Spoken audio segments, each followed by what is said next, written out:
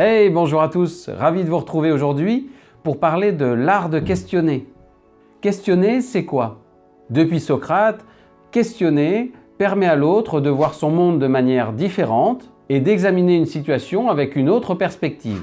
Si affirmer et parler sont assez naturels, écouter, questionner, s'intéresser aux propos de l'autre semble plus difficile. La question fait réfléchir, préciser, clarifier, voire modifier sa position. Questionner est tout un art, et comme dirait le philosophe, l'important est plus de se poser des questions que de savoir y répondre. C'est quoi le but? Le questionnement revient à s'intéresser à l'autre, à rechercher de l'information, à mieux se connaître. Il permet d'ouvrir de nouveaux horizons, d'explorer tous les possibles, de réfléchir sans barrière, tous azimuts. Le questionnement amène d'autres réflexions et va aller pointer au cœur du sujet.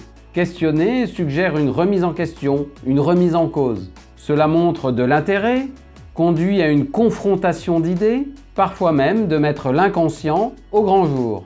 À titre privé, le questionnement peut permettre une prise de conscience d'une situation ou d'un comportement et pousser l'autre à éventuellement changer. À titre professionnel, plutôt que de livrer à votre collaborateur un plan d'action tout préparé, commencez à le questionner sur comment il vit une situation, ce qu'il propose, ce qui est possible pour lui. Cela lui ouvrira d'autres portes. Questionner va rendre acteur votre interlocuteur. Et si vous pouvez accepter son idée, il la fera avec d'autant plus de motivation qu'elle vient de lui.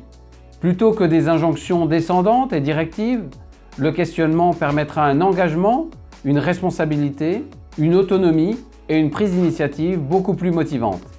Le premier petit pas que je vous propose est de vous mordre la langue avant de proposer à l'autre votre propre action.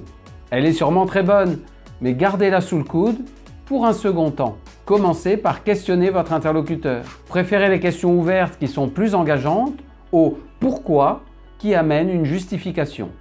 Partez du postulat que l'autre sait réfléchir et peut avoir de bonnes idées. Ne vous privez pas de l'intelligence collective qui vous entoure. Alors, qu'avez-vous envie de mettre en œuvre? Quelle sera votre prochaine question ouverte? Je vous retrouve mardi prochain pour parler des jeux psychologiques. Et d'ici là, n'oubliez pas, votre parole a du talent.